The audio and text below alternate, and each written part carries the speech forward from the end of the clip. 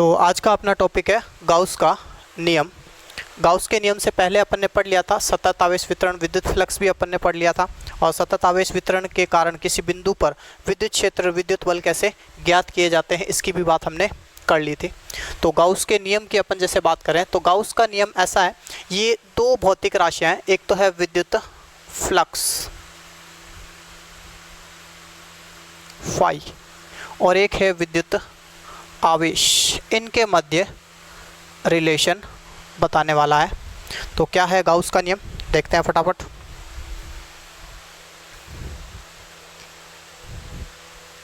देखो गाउस का नियम ये है,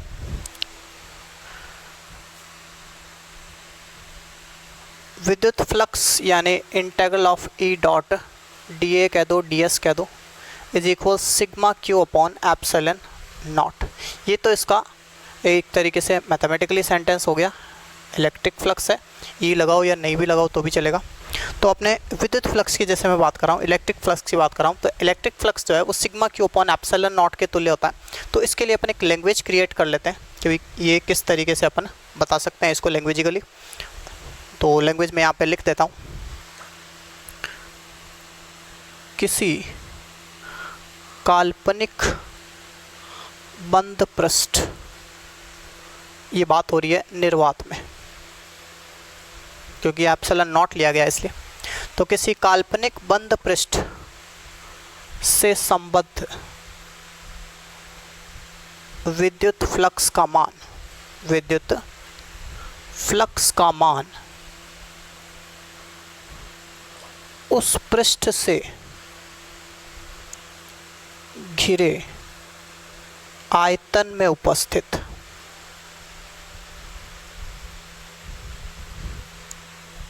नेट आवेश यानी सिग्मा क्यू कह सकते हैं, विद्युत फ्लक्स को अपन ने फाई बोल दिया, किसी काल्पनिक बंद पृष्ठ जो निर्वात में है से संबद्ध विद्युत फ्लक्स का मान उस पृष्ठ से घिरे आयतन में उपस्थित नेट आवेश एवं 1 upon epsilon not. Epsilon not क्या है, निर्वात की विद्युतशीलता, एवं 1 अपॉन एप्सिलॉन नॉट के गुणनफल के बराबर होता है या तुल्य होता है।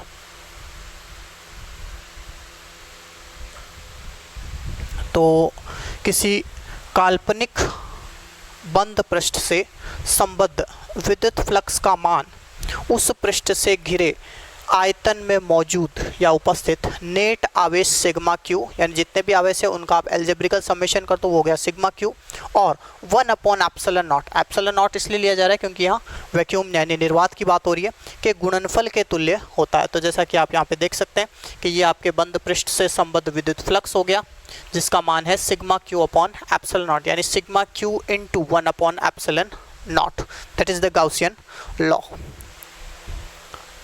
तो बिल्कुल आपके ध्यान में आया होगा कि गाउस का नियम क्या है, इम्पॉर्टेंट है, हर एग्ज़ाम में लगभग पूछा जाता है कि गाउस का नियम क्या है, क्या आप इससे समझते हैं, और इसके आगे अपन अनुप्रयोग भी पढ़ेंगे।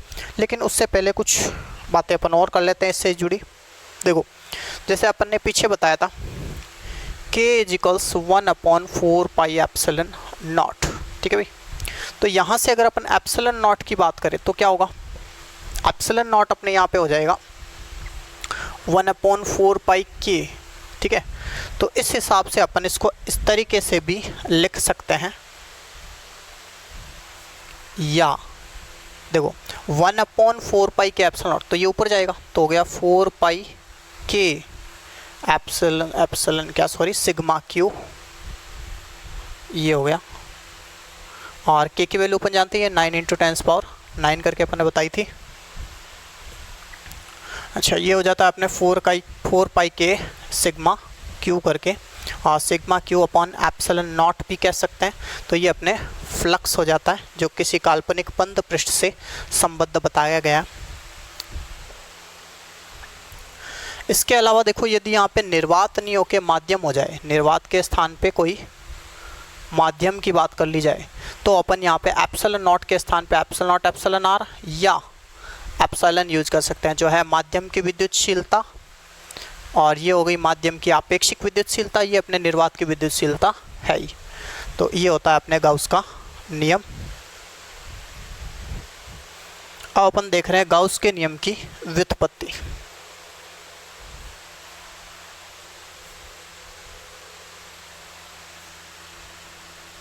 गाउस के नियम की व्युत्पत्ति कूलाम के नियम से।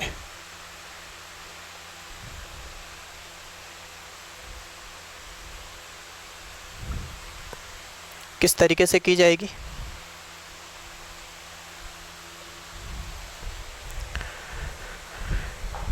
अपन यहाँ पे देखो एज्यूम कर लेते हैं इसके लिए।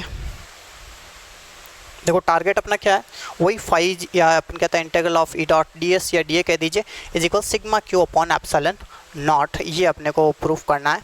तो अपन यहाँ पे एक बिंदु आवेश मानते हैं, ये कोई बिंदु आवेश क्यू है, ओके। इसको अपन एक, ये कोई भी आयतन आप गोला मान सकते हो या इरेगुलर शेप भी मान सकते हो। ऐसा कोई अपन एक शेप मान लिया, आप इजी लगे गोला भी मान सकते हैं, कोई दिक्कत नहीं है, किसी भी तरीके की शेप ली जा सकती है, कोई भी तरीके की। मैं ज़रूरी नहीं कह रहा हूँ कि ये गोला ही है, कोई भी शेप हो सकता है। अब इससे अपन कहते हैं जैसे कोई विद्युत क्षेत्र रेखा है, तो ये हो गया विद्युत क्षेत्र रेखा एक तरीके से ई सदिश। तो ये विद्युत क्षेत्र रेखा हो गई और इसको अपने विद्युत क्षेत्र वाइज ई सदिश से बता दिया है। अब यहाँ अपन एक क्या करते हैं, एक सरफेस मान लेते हैं, इस जो इसका पृष्ठ है जिसमें ये आवेश मौजूद है, इस पृष्ठ पर अपन ने क्या किया, एक अल्पांश मान लिया। ये पूरा पृष्ठ क्या है मान लीजिए एस या ए मान लिया, और ये हो गया आपका डी एस, ये हो गया अल्पांश डी एस। तो इस अल्पांश डी एस के लिए अपन ने बात कर ली है कि इससे अपन कह रहे हैं विद्युत क्षेत्र ई सदिश करके लाइन पास आउट हो रही है। और इसके एरिया वेक्टर की अगर मैं बात करूं तो वो होगा इस पृष्ठ के लंबवत। तो ये मान लीजिए मैंने कह दिया डी एस सदिश क्षेत्रफल सदिश जो इस पृष्ठ के कैसे होगा, लंबवत होगा। और यहाँ एंगल अपन बता देते हैं कोई थीटा। तो थीटा एंगल पे आपका डी एस वेक्टर हो जाता है।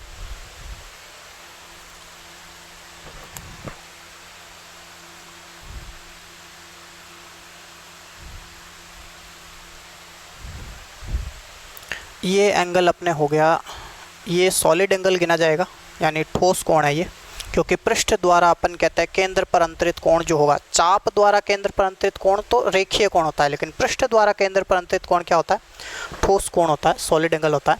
इसको मैं कोई डी ओम से परिभाषित कर देता हूँ। ये डी ओम ठोस कोण है जिसको स्टेरेडियन में मापा जाता है, और ये अपन कह रहे हैं इस पृष्ठ द्वारा केंद्र पर अंतरित किया गया है। अब देखिए अपन डेरिवेशन स्टार्ट करते हैं इसका।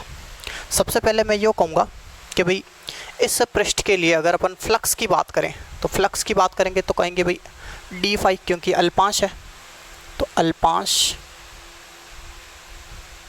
डी एस से संबद्ध या इससे पारित संबद्ध फ्लक्स, अल्प फ्लक्स है, तो ये हो गया डी फाई इजिकल्स, क्या कहेंगे भाई d phi is equals E dot d s का आ जाएगा, यानी E d S cos theta का आ जाएगा। और कॉस थीटा का हो तो इसके हिसाब से डी कॉस थीटा या इसके हिसाब से ई कॉस थीटा लिया जा सकता है। तो ये हो जाएगा ई d S cos of theta, ठीक है भाई। अब इसके बाद अपन बात करते हैं यहाँ पे ई की, किंतु ई जो है ये अपने फॉर्मूला है के क्यू अपॉन आर स्क्वायर के हिसाब से, तो अपन कह देंगे भाई के क्यू अपॉन आर स्क्वायर फॉर्मूले से एक अपन ये डिस्टेंस मान लेते हैं इसमें कोई आर।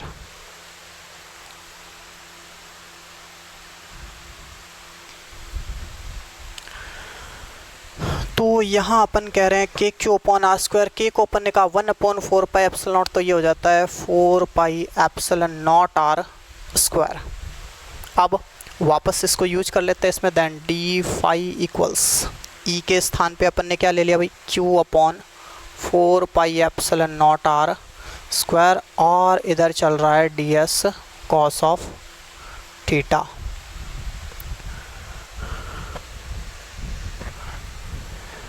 नेक्स्ट अपन ले लेते हैं इसमें अब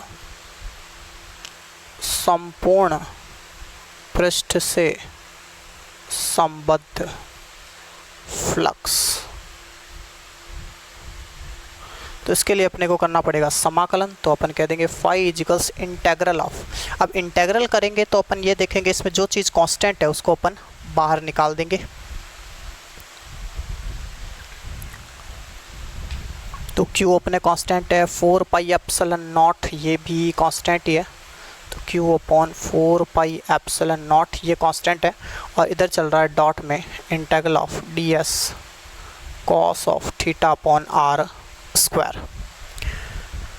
तो ds cos theta upon r square क्या है? तो ये अगर आप देखें तो ये ठोस कोण की परिभाषा से आपका ठोस कोण ही हो रहा है। देखो अपने ठोस कोण की बात करें, d ओम ठोस कोण घन कोण d ओम बराबर।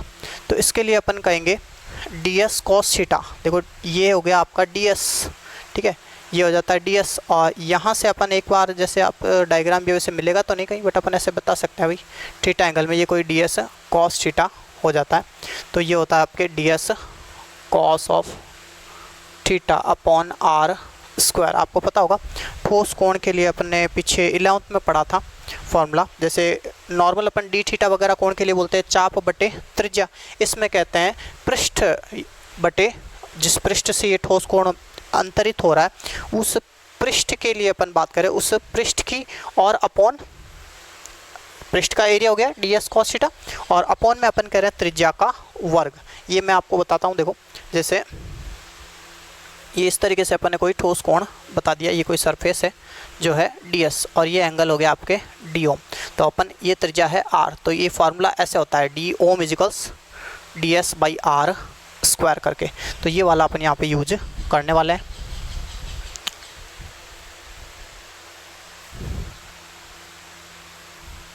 तो ठोस कोण वाली बात अपन इसमें यूज़ कर लेते हैं। तो ये आ जाता है Q upon 4 pi epsilon not integral of, ये हो गया अपना ठोस कोण। अब देखो ये ठोस कोण का जो समाकलन है वो पूरा अगर अपन ले रहे हैं तो इसके हिसाब से जो इंटेग्रल ऑफ डी ओम आएगा, यानी एक बिंदु पर टोटल जो आपका ठोस कोण है, जैसे एक तल में अपन कहते हैं डी थीटा, एक तल में बिंदु पर कुल कोण इंटेग्रल ऑफ डी थीटा वो कितना होता है अभी 2 पाई 360 डिग्री। एक बिंदु है इस पर अपन ने ये कह दिया डी थीटा, लेकिन अगर सराउंडिंग पूरा देखें तो कितना होता है 2 पाई होता है।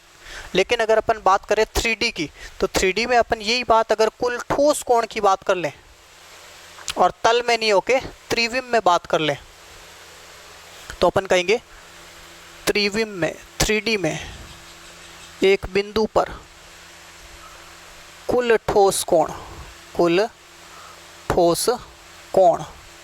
तो ये होता है आपके 4 पाई। कितना होता है 4 पाई। तो इसके हिसाब से अपन यहाँ पे यूज़ कर लेते हैं 4 पाई। तो ये आ गया आपने Q upon 4 pi epsilon not into 4 पाई। इसकी वैल्यू अपन ने ले, एक सेकंड इसको मैं आगे ही लिख देता हूँ, यहाँ शायद आपको क्लियर नहीं दिखेगा।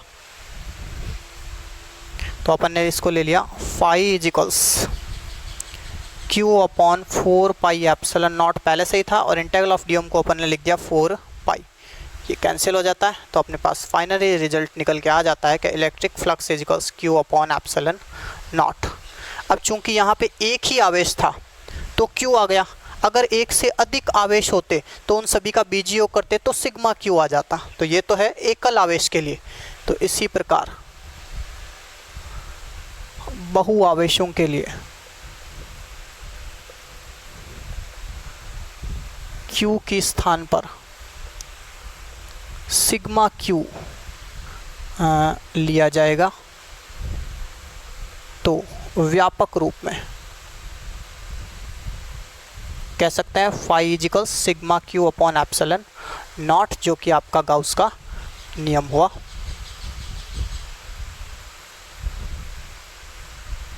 ओके भाई, तो ये हो जाता है अपने कंप्लीट इसका डिडक्शन।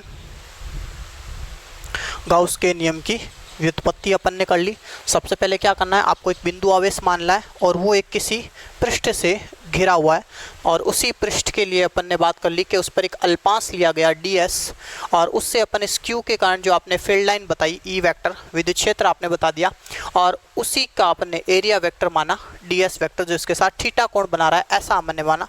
अगर आप ये चीज़ गोला लेते हो, ये इरेगुलर शेप नहीं लेके स्फीयर लेते हो, रेगुलर गोला, तो अपन कहेंगे ये थीटा 0 डिग्री आएगा, ठीक है ना। अपन ने इरेगुलर शेप लिए तो ये थीटा आ सकता है, ध्यान में आ गया होगा। अगर अपन गोला लेंगे तो थीटा 0 डिग्री आएगा, तो यहाँ cos 0 1 हो जाएगा, और ये ds/r² हो जाएगा, ठीक है भाई। तो यहाँ अपन ने चूंकि इरेगुलर शेप लिए, ये बिल्कुल गोला नहीं है, कोई इरेगुलर शेप अपन ने लिए, तो ये अपन कह रहे हैं यहाँ पे हमने थीटा लिया है, गोला लेते तो 0 डिग्री होता थीटा। तो अपन ने बात कर ली यहाँ पे थीटा एंगल पर ये है। तो फ्लक्स अपन कहते हैं इस अल्प क्षेत्रफल से, या अल्प ds अल्पांश जो है क्षेत्रफल का, उससे associated flux due to q charge अपन कह रहे हैं। तो ये हो रहा है d फाई, अल्प flux d phi equals E dot ds, and then dot product के हिसाब से अपने कोस थीटा आ जाता है, और E की वैल्यू अपन ने KQ/r² वाइज डिनोट कर दी कि Q/4πε0, बिकॉज K इजिकल्स 1/4πε0, तो Q/4πε0 r² ds cos theta. अब अपन ये तो हुआ अल्पांश के लिए फ्लक्स। अब अपन पूरे पृष्ठ के लिए, पूरा जो अपना अवेलेबल सरफेस है उससे संबद्ध फ्लक्स की बात करें तो हमें करना पड़ेगा क्लोज्ड एक तरीके से सरफेसिकल इंटीग्रल, ये भी कह सकते हैं, इंटीग्रल भी लगाओ तो भी चलेगा। तो क्लोज्ड सरफेसिकल इंटीग्रल जैसे हमने किया इसका, तो कांस्टेंट्स को हमने बाहर निकाल दिया। देखो Q कांस्टेंट पड़ रहा है, 4πε0 कांस्टेंट पड़ रहा है, बट R अपन देखो अगर गोला होता तो प्रत्येक अल्पांश के लिए R क्या रहता, कांस्टेंट रहता। लेकिन अगर इरेगुलर शेप है तो ये R अपन कहेंगे वेरिएबल रहेगा, चेंज हो सकता है। अगर गोला लेंगे तो ये R भी क्या गिना जाएगा, कांस्टेंट गिना जाएगा। अच्छा चलो छोड़ो, वैसे ये तो ये ds cos θ/r², वैसे ही ठोस कोण बनना है, तो ds cos θ/r², इसको अपन ने ले लिया d ओम, यानी ठोस कोण।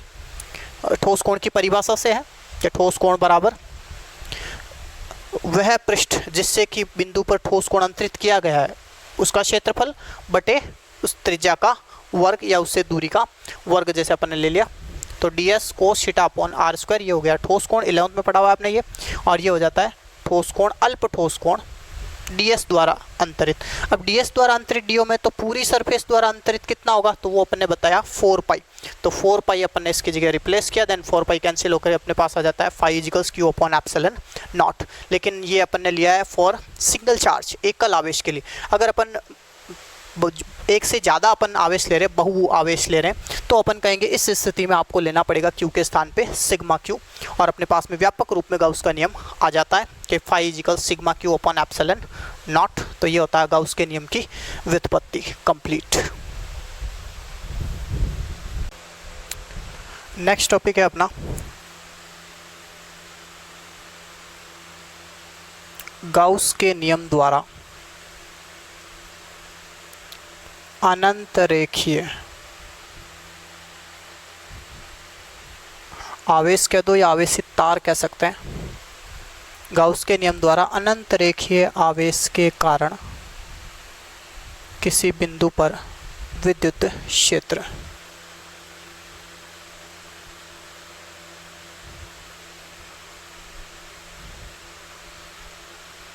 तो इसको अपन दो पार्ट में करते हैं, क्योंकि विद्युत क्षेत्र एक सदिश राशि है। तो पहले अपन इसके लिए दिशा ज्ञात करेंगे और उसके बाद परिमाण ज्ञात करेंगे। तो पहला काम अपन कर रहे हैं दिशा ज्ञात करने का। तो पहला काम क्या हो गया, डायरेक्शन कंसिडर करना, दिशा ज्ञात करना। दिशा ज्ञात करने के लिए अपन यहाँ पे डायग्राम बना लेते हैं।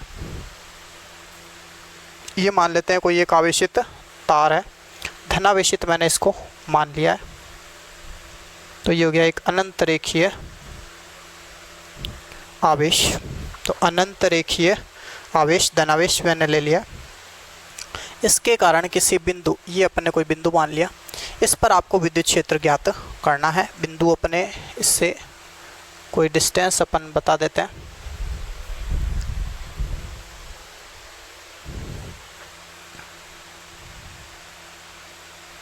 ये डिस्टेंस अपन ने कोई बता दी r, और बिंदु है अपने ये P। तो अब इस पर अपन कह रहे हैं विद्युत क्षेत्र। सबसे पहले बात कर रहे हैं दिशा की, फिर बात करेंगे परिमाण की। तो दिशा कैसे ज्ञात की जाएगी, तो उसके लिए अपन एक सिमेट्रिसिटी से, इसको मैं नाम देता हूँ कोई O पॉइंट, ये हो गया बिंदु O। अब यहाँ से अपन क्या है, दो सिमेट्रिसिटी है, जितनी दूरी पर ये है उतनी दूरी पर ये दो, मतलब सममित है, अल्पांश अपन ले लेते हैं dl।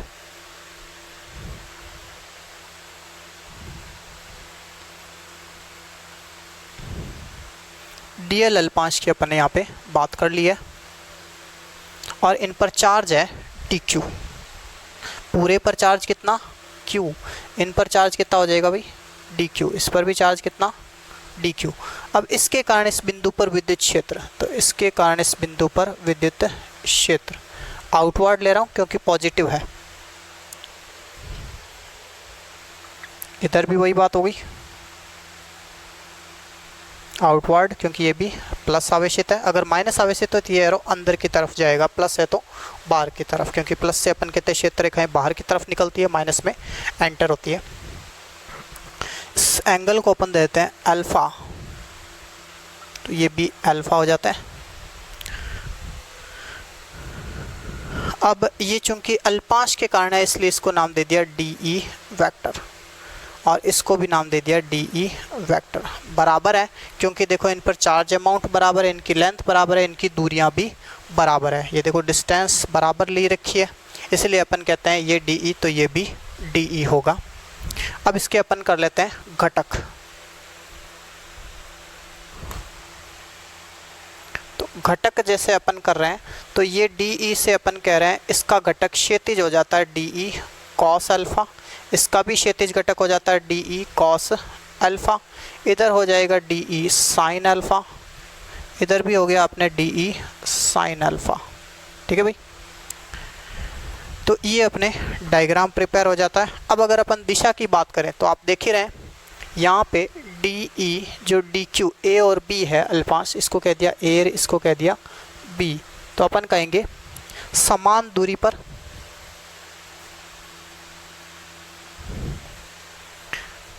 A व B अल्पांश पर आवेश DQ समान एवं P से इनकी दूरियां भी समान होने से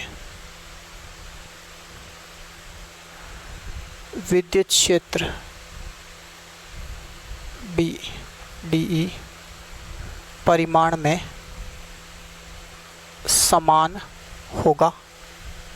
आप पहले DE1 2 लो तो भी वो बराबर ही आएगा, DE1 equals DE2 because of distance and charge amount will be same. अब बात करते हैं वापस आगे, तो ये हो गए समान DE परिमाण। अब यहाँ अपन बात करें चूंकि DE का क्षैतिज घटक DE cos अल्फा, इधर भी क्षैतिज घटक DE cos अल्फा, ऊर्ध्वाधर घटक हो गए DE sin अल्फा। तो ये घटक जो हैं DE sin अल्फा ये हैं परिमाण में समान, दिशा में विपरीत। परिमाण में समान लेकिन विपरीत दिशा, same in magnitude but opposite in direction. इस वजह से ये हो जाएंगे कैंसिल, निरस्त हो जाएंगे। तो ये हो जाएंगे निरस्त, परिमाण समान लेकिन दिशा विपरीत, दिशा या दिशा में विपरीत होने से परस्पर निरस्त, कैंसिल हो जाएंगे। ठीक है भाई, तो अब अपन बात करते हैं इनकी बजाय क्षैतिज घटकों की। तो क्षैतिज घटक जो है DE cos alpha, DE cos alpha, ये भी परिमाण में समान और दिशा में भी समान, तो ये जुड़ेंगे। ठीक है, परिमाण व दिशा दोनों में समान, इसलिए रिजल्टेंट ये देने वाले हैं। तो रिजल्टेंट अगर ये देने वाले हैं तो इसका मतलब रिजल्टेंट किस डायरेक्शन में हुआ, इस डायरेक्शन में हुआ।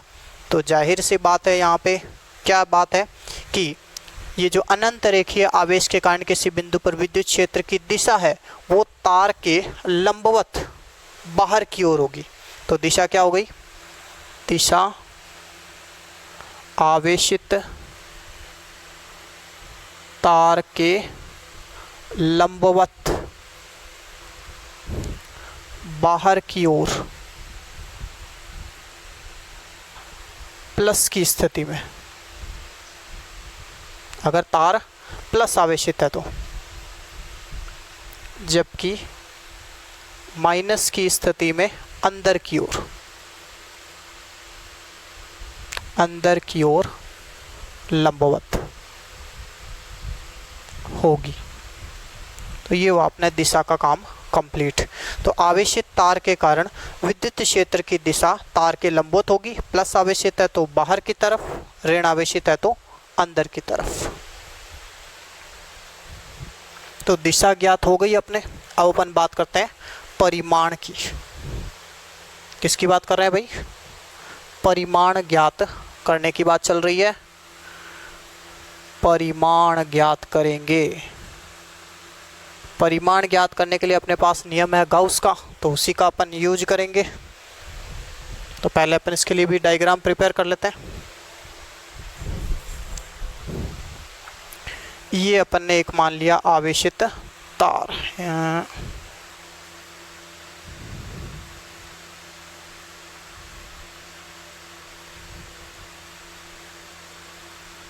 ये आवेशित तार अपन ने मान लिया है, और इसके अपन कह रहे हैं r दूरी पर आपको विद्युत क्षेत्र ज्ञात करना है। r डिस्टेंस पे आपको विद्युत क्षेत्र की गणना P बिंदु पे करनी है। तो अपन क्या करते हैं, इस r त्रिज्या का, r जितनी इधर है उतनी इधर ले लो, r त्रिज्या का और तार के बराबर लंबाई का एक गाउसियन पृष्ठ, बेलनाकार गाउसियन पृष्ठ एज्यूम कर लेते हैं, मान लेते हैं।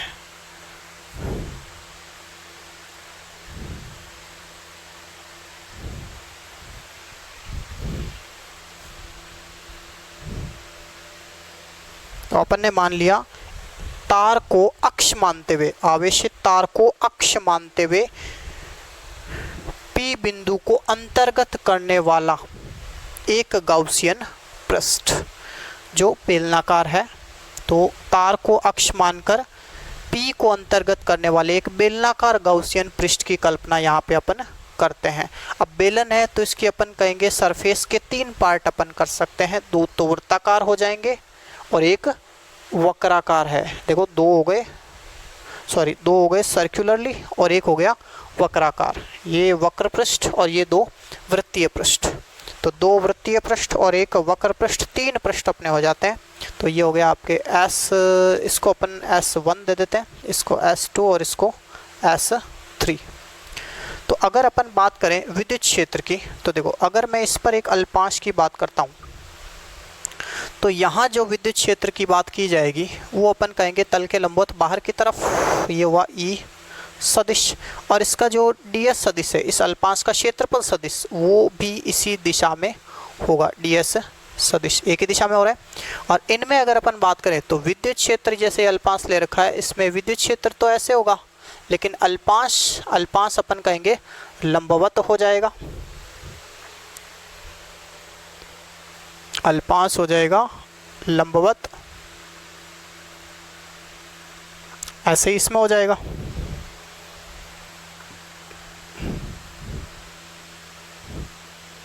तो इसमें जैसे अल्पांश लिया, ये E वेक्टर और ये ds वेक्टर, तो ये तो हो रहा है लंबवत, यानी इनसे फ्लक्स क्या हो जाएगा, 0 हो जाएगा। इनसे संबद्ध फ्लक्स थीटा 90 की वजह से EDS cos थीटा cos 90 0, तो ये कंट्रीब्यूट नहीं करेंगे, केवल ये कंट्रीब्यूट करेगा। तो देखो कैसे करते हैं इसको अपन, नियम लगा रहे हैं गाउस का। तो गाउस के नियम से अपन बात कर रहे हैं फ्लक्स की। गाउस के नियम से विद्युत फ्लक्स, नेट विद्युत flux phi is equals, formula है अपना integral of E dot ds। तो E डॉट ds के 3 पार्ट हो गए, S1, S2 और S3।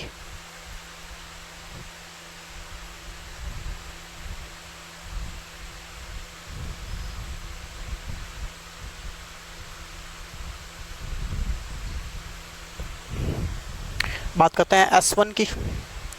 तो S1 में अपन कह रहे हैं फाइजिकल्स, अच्छा ये हो जाएगा बराबर sigma Q upon epsilon not कह रहा है गाउस का नियम। तो सिग्मा क्यू, तो सिग्मा क्यू के लिए अपन यहाँ पे ऐसा है आवेश घनत्व इसमें अपन मान लेते हैं। जैसे टोटल आवेश अपन ने कहा था Q है, तो ये आवेश कितना हुआ भाई, dq हुआ, ठीक है, L5 पर। और यहाँ अगर अपन बात करें नेट आवेश की, तो नेट आवेश अपने चल रहा है Q। अच्छा, एक रेखीय आवेश घनत्व की परिभाषा से आप क्या कहोगे, रेखीय आवेश घनत्व है अपना Q/L करके। रेखीय आवेश घनत्व क्या है, जैसे मैंने रेखीय आवेश घनत्व लैम्डा माना, तो वो है Q/L। यहाँ पे रेखीय आवेश घनत्व है Q/L, लैम्डा इजिकल्स। तो यहाँ पे अपन जैसे Q की बात करते हैं, Q/एप्सिलॉन नॉट की, तो Q की जगह आप ले सकते हो लैम्डा L, यहाँ से आवेश घनत्व की परिभाषा से। तो इसके स्थान पे अपन आगे रिप्लेस कर लेंगे लैम्डा L। एक बार इसको इरेज कर देते हैं। तो देखो, अभी तो फिलहाल इससे अपन बात करें तो नेट आवेश कितना है, Q है। ध्यान करना, यहाँ पे सिग्मा Q नहीं लेकर के अपन Q ले रहे हैं, क्योंकि इस नेट आवेश में केवल आवेश यही है और कोई यहाँ पे एक्स्ट्रा चार्ज नहीं है, इसलिए dq की जरूरत नहीं पड़ेगी, क्योंकि यहाँ पे कोई चार्ज नहीं है। ऐसा यहाँ पे dq वगैरह कोई चार्ज नहीं है, चार्ज कहाँ है, केवल यहाँ पे है। तो ये अपन कह रहे हैं इस पृष्ठ से घिरा जो अपन कह रहे हैं आवेश, वो हो गया Q। अब यहाँ से अपन बात करें integral of E dot ds, तो इसमें कहेंगे इंटेग्रल ऑफ S1 के लिए E ds cos 0 डिग्री, और S2 और इनके लिए E ds cos 90 डिग्री हो जाएगा, S2 के लिए भी और S3 के लिए भी।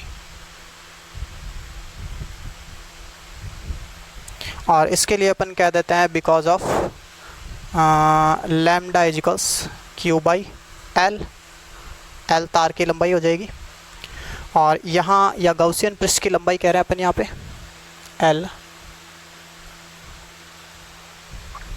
और लैम्डा इजिकल्स Q/L यहाँ पे बोला जा रहा है। इससे अपन कह सकते हैं Q इजिकल्स लैम्डा L/एप्सिलॉन नॉट। तो ये तो हो गया E ds cos 0 के हिसाब से 1, तो E integral of S1 ds plus 0 cos 90 की वजह से, और इधर चल रहा है अपने लैम्डा L/एप्सिलॉन नॉट। तो ये आ गया अपने E integral of ds S1। वक्र पृष्ठ का सूत्र क्या होता है, 2πRh। एक बेलन है, h ऊंचाई का, r त्रिज्या का, उसका वक्र पृष्ठ होता है 2πRh। तो अपन यहाँ पे क्या कह रहे हैं, 2πRh की जगह L कह रहे हैं, तो ये हो जाता है अपने 2πRL। तो E ds जैसे अपन ने कह दिया E into 2πRL is equals lambda L/एप्सिलॉन नॉट। L कैंसिल हो जाता है, तो E आ रहा है अपने इसमें lambda upon 2πR epsilon not, एक तो इस रूप में, या अपन कर सकते हैं इसको 2/2 पे मल्टीप्लाई। तो क्या आ जाएगा, E is equals 2 lambda upon 4π epsilon naught R, यानी 2k लैम्डा, 1/4 एप्सिलॉन नॉट को k लिख दिया जाएगा, तो E इज इक्वल्स 2k लैम्डा/R। ये अपने फाइनली रिजल्ट आ जाएगा, या इस रूप में भी लिखा जा सकता है। ठीक है भाई, समझ में आ गया होगा। तो फाइनली रिजल्ट क्या आया आपने, फाइनल रिजल्ट ये निकल के आता है कि E इज इक्वल्स 2k लैम्डा/R। ये जो अपन ने किया है 2k लैम्डा/R, या कह सकते हैं λ/2πR एप्सिलॉन नॉट। यानी यहाँ पे निष्कर्ष क्या निकल रहा है कि ये जो विद्युत क्षेत्र है ये इस तार की लंबाई पे डिपेंड नहीं कर रहा है, बल्कि रेखीय आवेश घनत्व पर निर्भर कर रहा है, न आवेश पर न तार की लंबाई पर निर्भर कर रहा है। किस पे, आवेश घनत्व पे। तो इसका मतलब चाहे अनंत रेखीय हो या सीमित लंबाई का हो, अगर सीमित लंबाई का भी है तो भी अपन कहेंगे सेम ही फॉर्मूला होने वाला है। ठीक है भाई, अगर ये L लंबाई का है या अनंत लंबाई का है उसको तो फ़र्क पड़ ही नहीं रहा है, लंबाई इसमें कंट्रीब्यूट ही नहीं कर रही है। ठीक है भाई, तो कंट्रीब्यूट क्या कर रहा है, लैम्डा कर रहा है, तो इसके हिसाब से अपन कह रहे हैं 2k लैम्डा/R। अब जैसे इसकी लंबाई आप बढ़ा भी दें घटा भी दें तो कोई फ़र्क नहीं पड़ेगा, फ़र्क पड़ेगा किससे, लैम्डा से। तो तो ये अपने हो जाता है गाउस के नियम द्वारा अनंत रेखीय आवेश के कारण किसी बिंदु पर विद्युत क्षेत्र की गणना। नेक्स्ट टॉपिक अपन ले रहे हैं, चैप्टर 2 अपने चल रहा है, गाउस के नियम के अनुप्रयोग अपन कर रहे हैं। पहला अनुप्रयोग हम कर चुके, रेखीय आवेश वाला। अब अपन कर रहे हैं, वो था अनंत रेखीय आवेश, ये है अनंत पृष्ठीय एक तरीके से, या आवेशित समतल चादर कह सकते हैं। गाउस के नियम द्वारा आवेशित परत के कारण विद्युत क्षेत्र ज्ञात करना। तो इसमें भी अपन दो पार्ट ले रहे हैं। कौन से दो पार्ट? पहले अपन ज्ञात करेंगे दिशा, उसके बाद ज्ञात करेंगे अपन परिमाण। तो पहले बात करते हैं दिशा की।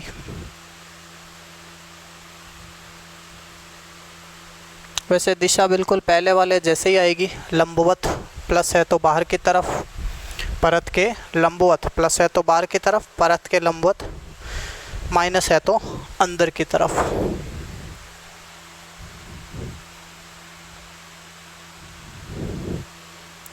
ये हो गई अपने एक आवेशित परत जिस पर अपन चार्ज मान रहे हैं कोई प्लस,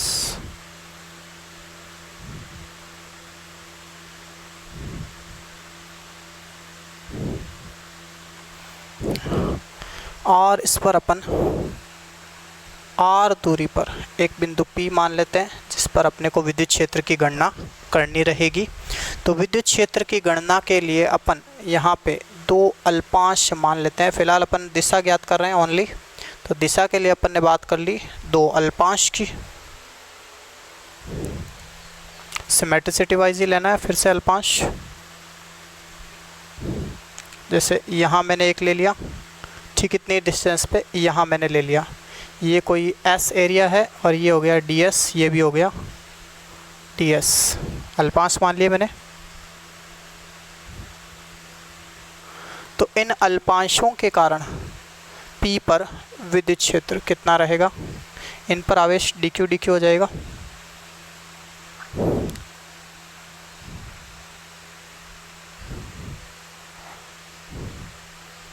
वही पहले वाला ही काम है जो अपन ने लीनियर वाले में किया था।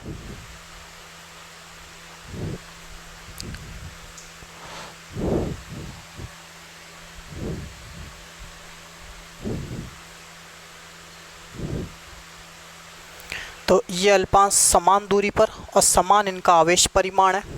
देखो विद्युत क्षेत्र का सूत्र होता है KQ/r²। तो ये दो चीज़ों पर डिपेंड करता है, एक आवेश के परिमाण पर और एक आवेश की जिस बिंदु पर विद्युत क्षेत्र ज्ञात करना है उसकी दूरी पर। तो Q और R, तो देखो डिस्टेंस और आवेश का परिमाण दोनों समान है।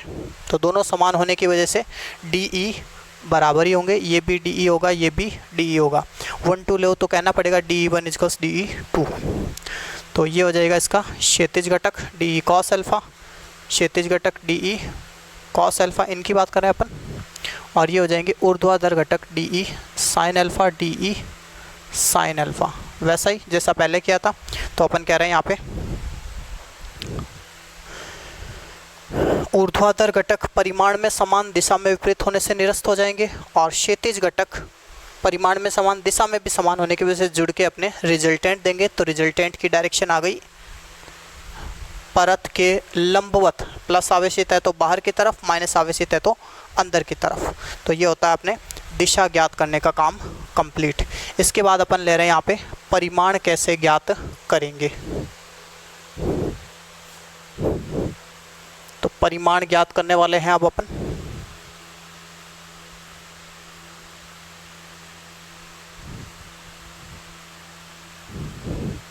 कैसे ज्ञात करेंगे परिमाण? वही गाउसियन पृष्ठ मानना है। तो पहले मैं मान लेता हूँ आवेशित परत,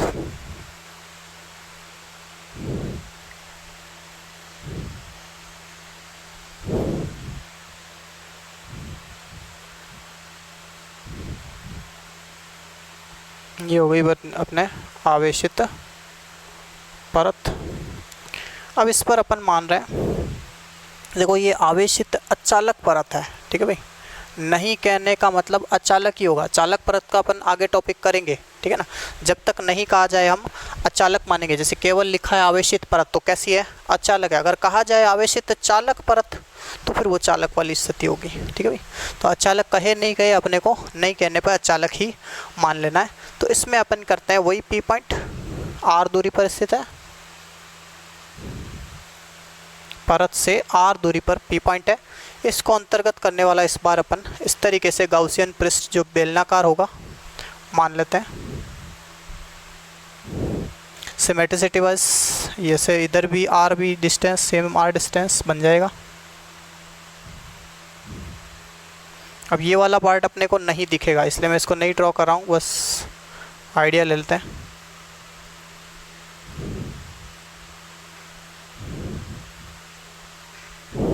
तो ये अपन ने एक बेलनाकार गाउसियन पृष्ठ मान लिया है, जिसकी अपन कह रहे हैं टोटल लेंथ कितनी हो गई भाई, R इधर तो कितनी हो गई टोटल 2R, कितनी हो गई 2R। और इसका क्रॉस सेक्शन एरिया अपन को ही मान लेते हैं A। क्रॉस सेक्शन एरिया क्या है A, अनुप्रस्थ काट क्षेत्रफल। तो A अनुप्रस्थ काट क्षेत्रफल और 2R लंबाई का परत के लंबवत अपन ने एक बेलन इस तरीके से माना कि R इधर पार्ट रहे दोनों तरफ सममित है। अब इसमें अपन बात करते हैं सरफेसेज की। तो वही 3 सरफेसेज, एक वक्र पृष्ठ और 2 वृत्तीय पृष्ठ। अब इस पर अगर अपन बात करते हैं तो विद्युत क्षेत्र की दिशा तो लंबवत होगी बाहर की तरफ, तो ये तो हो गया E सदिश। विद्युत क्षेत्र अभी अपन ने दिशा ज्ञात करी थी, जिस भी बिंदु पे ज्ञात करना हो लंबवत प्लस है तो बाहर की तरफ, और इस पर हो जाएगा ये क्षेत्रफल सदिश ds सदिश। तो ये 90 डिग्री हो गया। तो इस बार कर्वेचर पार्टिसिपेट नहीं करेगा क्योंकि थीटा 90 है, तो फ्लक्स कौन देंगे, केवल वृत्तीय भाग। अब इसमें अपन देखें तो विद्युत क्षेत्र भी इधर है भाई, और ds की डायरेक्शन भी तल के लंबवत इधर ही हुई। हाँ इसमें भी सेम बात है, E वेक्टर भी इधर और ds वेक्टर भी इधर ही होगा। तो ये अपने डायग्राम का लगभग मामला हो जाता है कंप्लीट। अब हम स्टार्ट करते हैं इसका डेरिवेशन। तो गाउस के नियम का यूज कर लो भाई। गाउस के नियम से क्या है गाउस का नियम, phi is equals integral of E dot d s कह दो, डी ए कह दो, is equal sigma Q upon epsilon naught को फॉलो कर रहे हैं अपन। तो ई डॉट डी एस मतलब इंटेग्रल ऑफ, पहले हो गया S1 ई डी एस। अब S1 में अपन कह रहे हैं कितना है अभी, ई डी एस कॉस 90 है, तो ई d S cos 90 degree plus S2 में 0 डिग्री, ई d S cos 0 degree plus इसमें भी ई डी एस कॉस 0 डिग्री। अच्छा वेक्टर नहीं लगाना है अब, ये हो गया S3 के लिए इजिकल सिग्मा क्यू। अब सिग्मा क्यू अपन कह रहे हैं आवेश कितना है अभी यहाँ पे, क्यू ही है, अपन आवेश क्या मान रहे हैं इसमें, क्यू मान रहे हैं, क्यू अपॉन एप्सिलॉन नॉट मान लिया अपन ने। अच्छा पृष्ठ आवेश है, जैसे उसमें रेखीय आवेश के लिए हमने रेखीय आवेश घनत्व लैम्डा का सहारा लिया था, यहाँ किसका सहारा ले लेंगे, सिग्मा का। तो यहाँ अपन बात कर लेते हैं जो आवेश घनत्व है आपके सिग्मा, वो क्या है, वो है Q बाई A।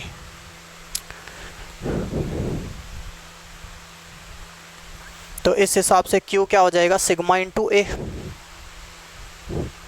तो आवेश घनत्व की परिभाषा से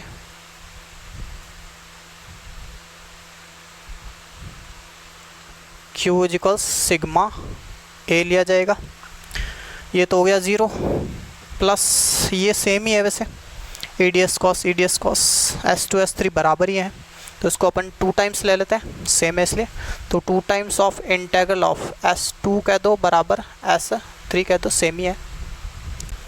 तो आवेश घनत्व की परिभाषा से अपन ने कह दिया Q is equal sigma A, then ये हो गया cos 90 की वजह से 0, ये सेम थे इसलिए मैंने ऐड कर दिया। तो 2 integral of E d S. अब S1 कह दो, सॉरी S2 या S3 दोनों सेम ही है, या इक्वल टू कह दो, is equals Q upon Q की जगह ले लिया sigma A by epsilon not. अब इंटीग्रल ऑफ ds को अपन सॉल्व कर लेते हैं। तो 2e कांस्टेंट है, integral of ds is equal sigma a upon epsilon naught implies 2e ds का इंटीग्रल कितना हो जाएगा भाई a, ये जैसे ds अपन कह रहे हैं ना, ये वाला ds, तो इसका इंटीग्रल करेंगे तो पूरा सर्कुलर पार्ट आएगा a, चाहे s1 के लिए s2 के लिए कहो चाहे s3 के लिए कहो, तो ये हो जाएगा a into a is equal sigma a upon epsilon not. a cancel हो जाता है तो e निकल के आता है अपने सिग्मा अपॉन 2 एप्सिलॉन नॉट। ये होता है अपने कंप्लीट गाउस के नियम द्वारा आवेशित परत के कारण विद्युत क्षेत्र ज्ञात करना। ऐसे ही अपन चालक परत के लिए भी कर सकते हैं। चालक परत वाले में देखो थोड़ा सा ही अपडेट करना है अपने को। यहाँ पे आवेशित अपन चालक परत ले लेंगे,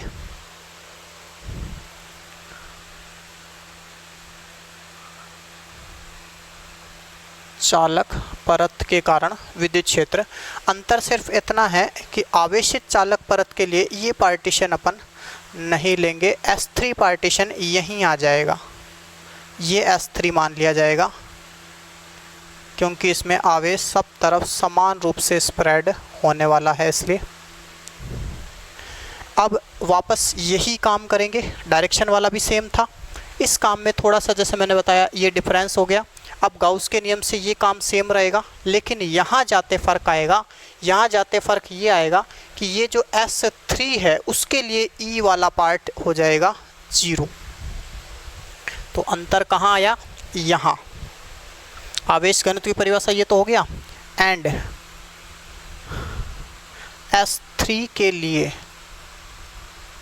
E बराबर 0। क्यों?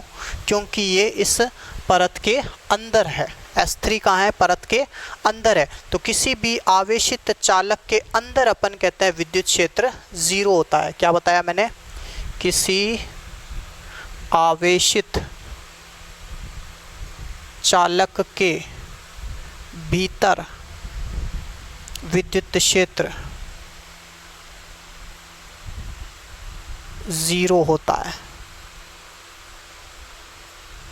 आवेशित चालक या आवेशित कोश के भीतर अगर अपन बात करें, अंदर है ये इसके, तो अपन कहेंगे विद्युत क्षेत्र 0 रहेगा। तो ये वाला पार्ट हो जाता है अपने 0। तो ये वाला पार्ट अगर अपने 0 हो जाता है तो फिर बचा तो केवल ये एक ही पार्ट, क्योंकि ये तो cos 90 की वजह से 0 हो गया। तो यहाँ पे आ जाएगा E ds cos 0 1 हो गया, S2 इज इक्वल्स ये हो गया sigma a by epsilon not और ds हो गया a। तो E a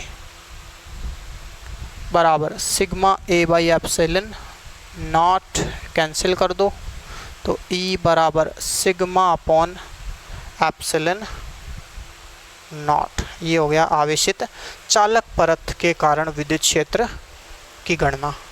परिमाण ज्ञात कर लिया, दिशा है तल के लंबवत बाहर की तरफ। ठीक है भाई। तो ये हो जाता है अपने कंप्लीट गाउस के 3 ऐप। एक तो हो गया लीनियर चार्ज, एक हो गया ये सरफेसिकल में 2 हो गए, कंडक्टर और नॉन कंडक्टर या इंसुलेटर हमने कह दिया। ये अपने कंडक्टर यानी चालक वाला पार्ट था जिसमें सिग्मा अपॉन एप्सिलॉन नॉट आया, और अचालक वाली में सिग्मा अपॉन 2 एप्सिलॉन नॉट आया, और लीनियर वाले में 2 के लैम्डा बाई r विद्युत क्षेत्र आता है।